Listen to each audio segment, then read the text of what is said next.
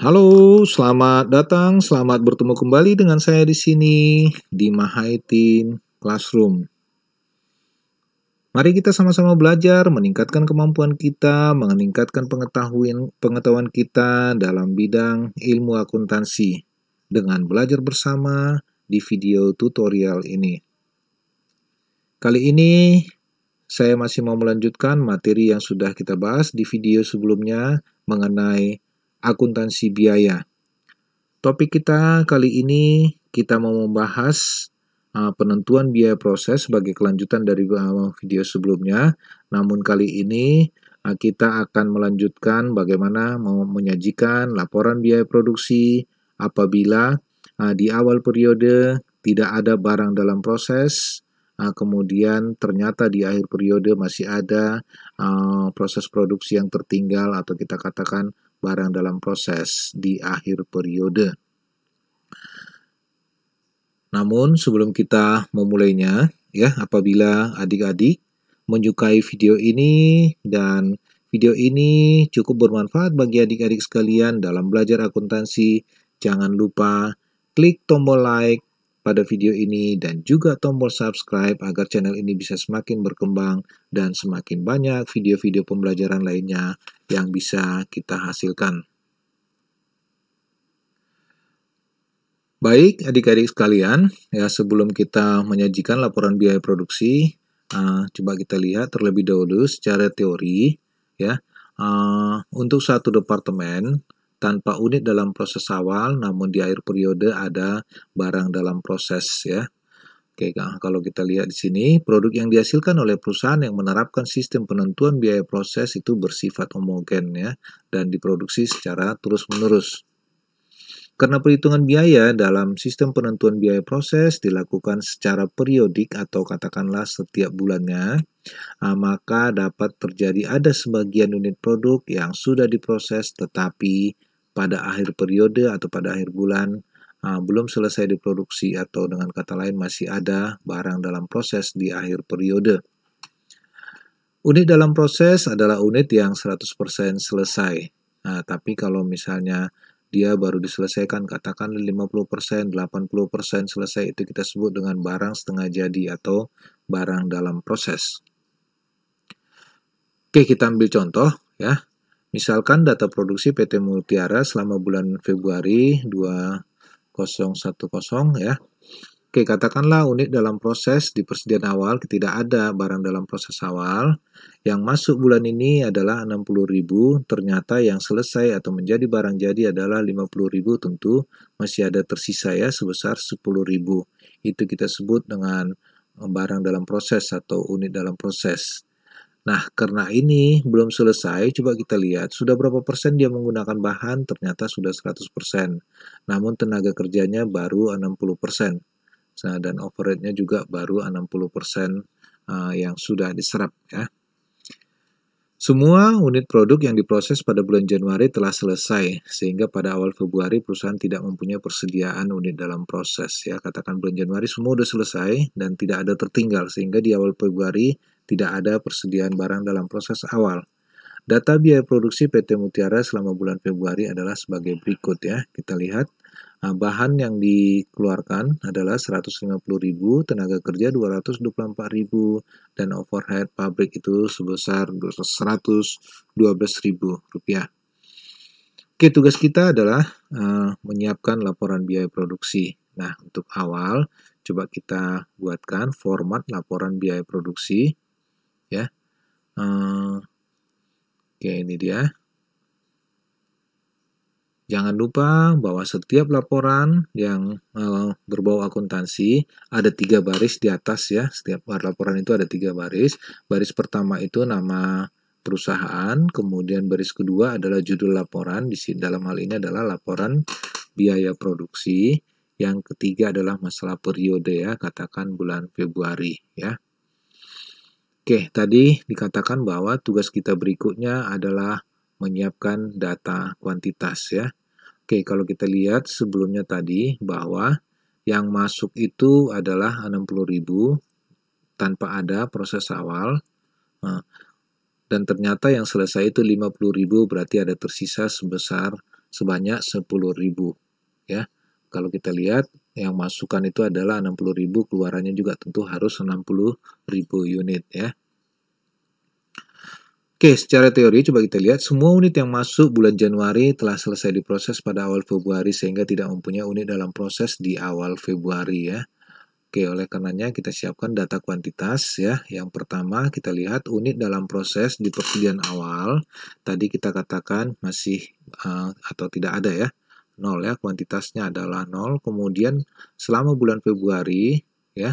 Selama bulan Februari ada yang masuk. Semua unit yang diproses oleh pabrik selama bulan Februari berasal dari unit yang dimasukkan ke dalam proses pada bulan yang dimaksud. Oleh karenanya kita lihat unit masuk selama bulan ini adalah 60.000 unit sehingga inputnya boleh kita katakan adalah 60.000 unit. Kemudian, setelah unit-unit tersebut diproses oleh pabrik, ada unit yang telah selesai diproses menjadi barang jadi dan langsung ditransfer ke gudang persediaan barang jadi. Sementara di sisi lain masih ada unit yang belum selesai. Oleh karenanya itu kita sebut dengan barang dalam proses di akhir periode. Ya. Oleh karenanya coba kita lihat yang ditransfer ke persediaan barang jadi itu ada sebanyak 50.000, tentu ada yang tersisa itu kita sebut dengan persediaan barang dalam proses di akhir ya. Oke, kita lihat penyelesaiannya sudah 100% bahan yang diserap, kemudian bahannya 60% dan tenaga kerja overhead-nya juga 60%. Oleh karenanya kita akan tuliskan di sini ya, bahannya 100%, kemudian tenaga kerjanya 60% dan overhead-nya adalah 60%, itu sebanyak 10.000 unit. Oleh karenanya kita lihat outputnya adalah 60.000 unit. Dengan demikian tugas kita di tahap awal, data kuantitas kita sudah selesaikan.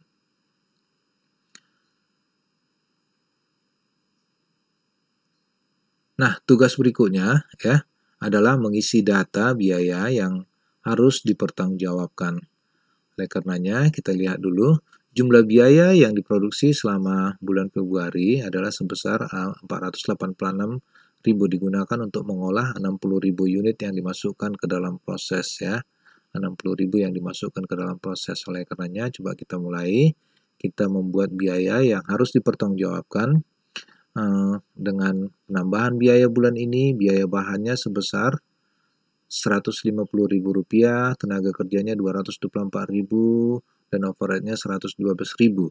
Sehingga totalnya biaya yang harus dipertanggungjawabkan adalah Rp486.000. Dan kalau kita lihat ya dari sisi kuantitasnya ya, karena unit produk yang diproses tersebut sebagian telah selesai dan sebagian masih dalam proses, dan jumlah biaya produksi tersebut harus dibebankan ke unit produk selesai dan juga ke unit barang dalam proses ya. Untuk mengalokasikan jumlah tersebut perlu dihitung biaya per unitnya ya. Kita hitung dulu kuantitasnya berapa, kemudian kita hitung biaya per unitnya. Sebelum menghitung biaya per unit, terlebih dahulu harus dihitung jumlah unit ekuivalen ya. Maksudnya di sini karena ada sebagian yang sudah selesai dan sebagian lagi belum selesai. Katakanlah ada tadi 60% untuk tenaga kerja dan overhead, kita harus setarakan kira-kira berapa unit yang kita setarakan dengan biaya yang sudah diserap sebanyak 60%. Itu nanti kita sebut dengan unit ekuivalen. Oke, bagaimana cara menghitungnya? Coba kita lihat ya. Katakanlah yang ditransfer tadi 50.000 itu sudah 100%, tenaga kerjanya sudah 100%, overheadnya sudah 100%, berarti itu kita katakan barang jadi ya. Oke, namun di dalam barang dalam proses ternyata bahan yang diserap itu sudah 100% ya. Kalau kita setarakan 10.000 unit, 100% berarti setara dengan 10.000 unit. Namun berbeda dengan tenaga kerja ya. Tenaga kerja itu 10.000 unit, namun baru menyerap sebanyak 60%. Kalau kita setarakan itu tenaga kerjanya itu adalah 60% kali 10.000 itu setara dengan 6.000 unit. Demikian juga dengan overhead. baru menyerap sebanyak 60% untuk 10.000 unit, berarti disetarakan dengan 6.000 unit. Dengan demikian, jumlah unit ekuivalen bahannya itu yang pertama jadi 100%, kemudian barang dalam prosesnya 100% juga, berarti disetarakan dengan 60.000. Namun berbeda dengan tenaga kerja, tadi 100% sudah jadi untuk 50.000 unit, kemudian ada 10.000 unit baru 60% atau setara dengan 6.000, berarti total kesetaraannya adalah 56.000. Demikian juga dengan overhead, sudah selesai 100% sebanyak 50.000 unit, kemudian ada 60% yang diserap untuk 10.000 unit atau setara dengan 6.000, berarti totalnya adalah 56.000 unit. Oke, coba kita lihat biaya per unit dihitung dengan cara membagi jumlah unit dengan jumlah unit ekuivalen. Jumlah biaya dengan jumlah unit ekuivalen seperti apa yang kita selesaikan di sesi sebelumnya ya. Jumlah biaya bahan yang terjadi selama bulan Februari, itu bahannya 150.000 untuk memproduksi 50.000. Namun ada 10.000 lagi belum selesai ya, tapi bahannya sudah terserap 100%. Tetapi ya biaya bahan yang terjadi selama bulan Februari itu boleh kita setarakan dengan 60.000 ya, masih sama ya. Biaya bahan bulan Februari itu adalah sehingga 150.000 dibagi 60.000 unit berarti itu setara dengan 2,5 rupiah per unit. Oke, oleh karenanya coba kita lihat ya. Unit ekuivalen untuk bahan itu adalah 60.000 ya tadi ya, 60.000. Coba kita lihat untuk bahan itu adalah 60.000, oleh karenanya ini kita pindahkan 60.000 ya, sehingga biaya per unitnya adalah 150.000 dibagi 60.000 adalah 2,5. Kemudian tenaga kerja ya. Tenaga kerja kita mau hitung unit ekuivalennya. Tadi sudah kita hitung bahwa tenaga kerja itu unit ekuivalennya adalah 56.000. Ini kita pindahkan 56.000 sehingga biaya tenaga kerjanya adalah 224.000 bagi 56.000 adalah 4 rupiah per unit. Kemudian OHP ya. OHP dari mana kita hitungnya? Tadi sudah kita hitung bahwa OHP itu setara dengan 56.000 unit, sehingga kita masukkan 56.000 unit dan biaya per unit akhirnya 112.000 dibagi 56.000 adalah 2 rupiah per unit. Nah, kalau begitu kita sudah bisa jumlahkan, berarti biaya per unit itu setara dengan 8,5 rupiah per unit. Nah, untuk biaya yang harus dipertanggungjawabkan sudah selesai. Tugas kita berikutnya adalah mengisi data pertanggungjawaban biaya. Ya, coba kita lihat jumlah biaya produksi tadi sudah dikeluarkan adalah 486 juta, itu harus dipertanggungjawabkan sebesar itu juga. Dengan demikian kita masukkan kolom ketiga ya. Kolom berikutnya kita mempertanggungjawabkan 486.000 ya. Oke, karena jumlah tersebut terjadi dalam rangka menghasilkan 50.000 unit produk selesai dan 10.000 unit barang dalam proses, biaya tersebut harus dibebankan ke unit-unit tersebut ya. Berdasarkan perhitungan biaya per unit, biaya total bulan Februari yang dibebankan ke unit produk selesai dan ditransfer ke persediaan barang jadi adalah 425.000 unit ya. Tadi 50.000 unit dikali 8,5 rupiah per unit ya. Karena tingkat penyelesaian unit dalam proses akhir berbeda-beda untuk setiap jenis biaya, maka perhitungannya bisa kita lihat di bawah ini ya. Oke, kita isikan pertanggungjawaban biaya. Biaya yang ditransfer ke produk jadi tadi yang sudah selesai adalah sebanyak 50.000 unit ya. Yang sudah selesai tadi ada 50.000 unit dengan cost per unitnya adalah 8,5 ya. Ini yang kita pindahkan 8,5 sehingga total keseluruhannya adalah 50.000 unit kali 8,5 adalah 425.000 unit. Kemudian ya, biaya unit dalam proses tadi ada yang tertinggal adalah sebanyak 10.000 unit ya. 10.000 unit dan ini harus kita pecah karena biaya bahan, tenaga kerja dan overhead itu berbeda dan Yang sudah terserap itu juga persentase yang sudah terserap juga berbeda, oleh karenanya kita pisahkan ya dari untuk biaya bahan, tenaga kerja dan overhead. Namun sebelumnya ya itu biaya bahannya adalah 10.000. Maaf, ini harusnya biaya bahan ya. Biaya bahannya adalah 10.000, berarti per unitnya adalah 2,5. Nah, berarti itu adalah 25.000 unit. Kemudian tenaga kerja ya, itu untuk 10.000 unit, tapi ternyata baru terserap adalah 60% atau 6.000 dikali per unitnya adalah 4 ya, sehingga biayanya adalah 24.000. Kemudian overhead pabrik ya, untuk 10.000 unit yang sudah terserap adalah 60%, dikalikan cost per unitnya adalah Rp2, sehingga totalnya adalah Rp12.000. Dengan demikian, coba kita total, biaya unit dalam proses di persediaan akhir adalah sebesar Rp61.000.